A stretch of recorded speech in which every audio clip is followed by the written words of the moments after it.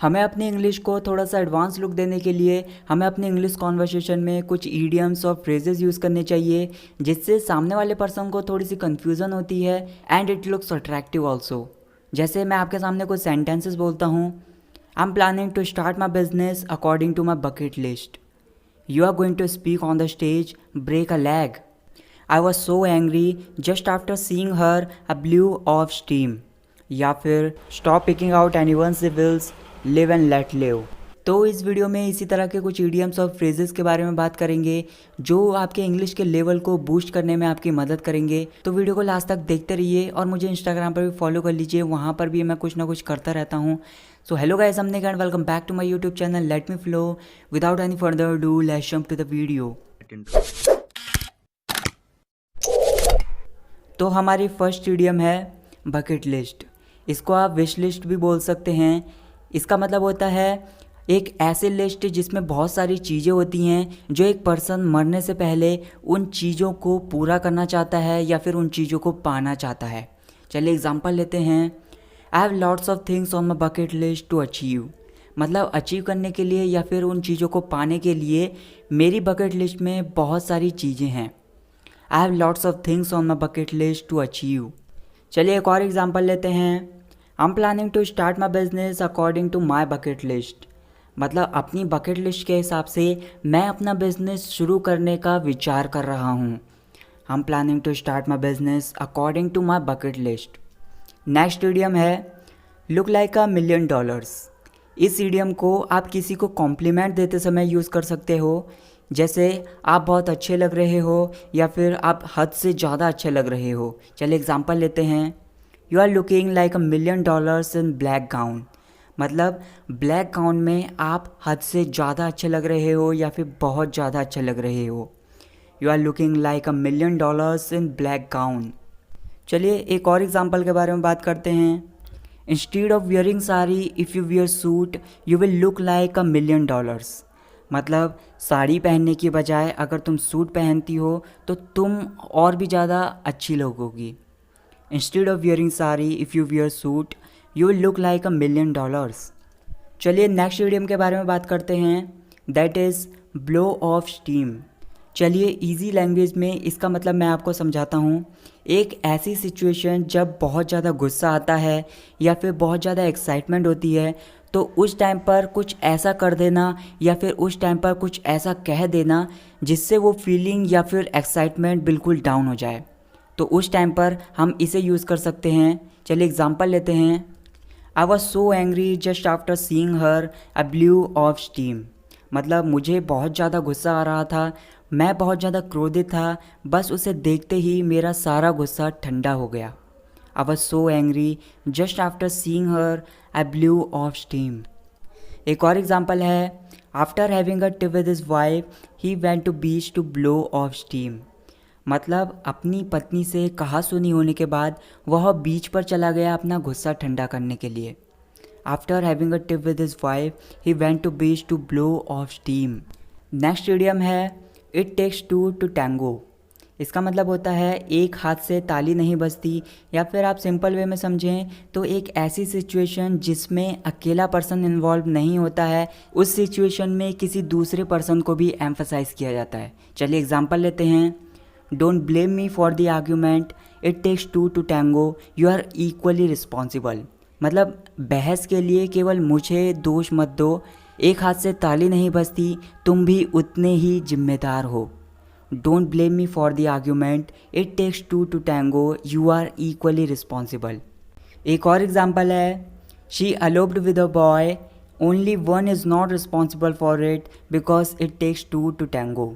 मतलब वो लड़की एक लड़के के साथ भाग गई तो इसके लिए केवल एक जिम्मेदार नहीं है क्योंकि एक हाथ से ताली नहीं बजती। She eloped with a boy, only one is not responsible for it because it takes two to tango. Next proverb है लिव एंड लेट लिव। इसका मतलब होता है जियो और जीने दो।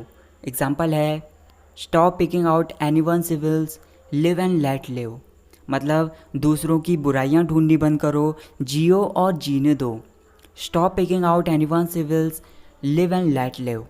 एक और एग्जाम्पल है I don't want to disturb anyone because I believe in live and let live. मैं किसी को परेशान नहीं करना चाहता क्योंकि मैं जियो और जीने दो में विश्वास रखता हूँ। I don't want to disturb anyone because I believe in live and let live. Next phrase है हैंड्स डाउन। इसका मतलब होता है बिना किसी मेहनत के या फिर बहुत आसानी से। चलिए एग्जांपल लेते हैं। आई can lose you hands down, मतलब मैं तुम्हें बहुत आसानी से हरा सकता हूँ या फिर मैं तुम्हें बिना किसी मेहनत के हरा सकता हूँ। I can lose you hands down.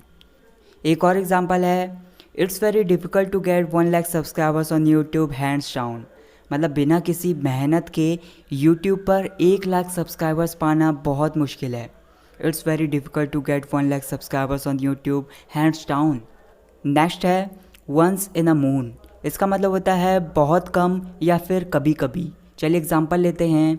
Y did you join gym when you go to gym once in a moon, मतलब तुमने जिम ज्वाइन ही क्यों किया जब तुम जिम बहुत ही कम जाते हो।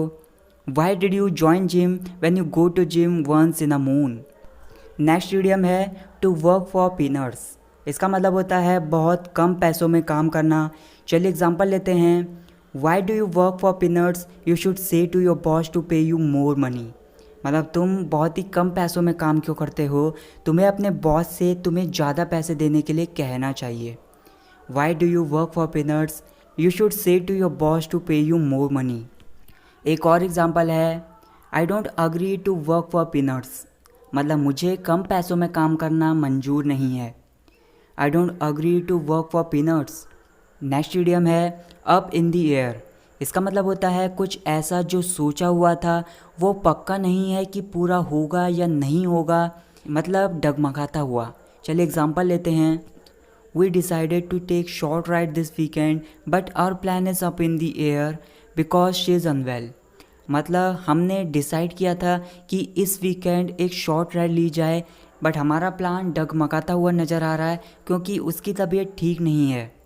We decided to take short ride this weekend but our plan is up in the air because she is unwell. एक और एग्जांपल है, We didn't get seats in the bus, this is the reason when you leave the things up in the air. मतलब हमें बस में seats नहीं मिली, इसका यही कारण है जब तुम चीज़ों को केयरफुली नहीं लेते हो। We didn't get seats in the bus, this is the reason when you leave the things up in the air. Next idiom है break a leg. इस इडियम को आप उस सेंस में यूज़ कर सकते हो जब आप किसी को विश करते हो गुड लक या फिर आप बोलते हो ऑल द बेस्ट। तो मतलब जब कोई कुछ करने जा रहा हो तो आप उसको एनकरेज करने के लिए इस इडियम का यूज़ कर सकते हो। चलिए एग्जांपल लेते हैं। You have an exam today break a leg, मतलब आज तुम्हारा एक एग्ज़ाम है, भाग्य तुम्हारे साथ हो। You have an exam today break a leg. एक और एग्जांपल है, you are going to speak on the stage break a leg, मतलब तुम स्टेज पर बोलने जा रहे हो, भाग्य तुम्हारे साथ हो या फिर तुम्हारी परफॉर्मेंस अच्छी हो। You are going to speak on the stage break a leg. Next proverb है नो पेन नो गेन। इसको आप बोल सकते हैं सिंपल वे में, बिना मेहनत के फल नहीं मिलता, नो पेन नो गेन। चलिए एग्जांपल लेते हैं। It's ensure that you will have to work hard to achieve success, मतलब सफलता को पाने के लिए ये पक्का है कि तुम्हें बहुत ज़्यादा मेहनत करनी होगी। It's ensure that you will have to work hard to achieve success. चलिए एक और एग्जांपल लेते हैं। आप इस प्रोवर्ब को इस सेंस में भी यूज़ कर सकते हैं। I go to gym twice in a day to build my muscle because I know pain no no, मतलब मैं अपनी मसल्स को बनाने के लिए एक दिन में 2 बार जिम जाता हूँ क्योंकि मैं जानता हूँ बिना मेहनत के फल नहीं मिलता। I go to gym twice in a day to build my muscle because I know pain no no. So that's it guys for this video. I hope आपको वीडियो पसंद आई होगी। आपको वीडियो कैसी लगी, आपने वीडियो में क्या नया सीखा, मुझे कमेंट सेक्शन में ज़रूर बताएं और वीडियो को लाइक करना ना भूलें क्योंकि यही मुझे मोटिवेट करता है इसी तरह की और वीडियोस बनाने के लिए। So thanks for watching this video guys, see you in the next video. जय हिंद, जय भारत।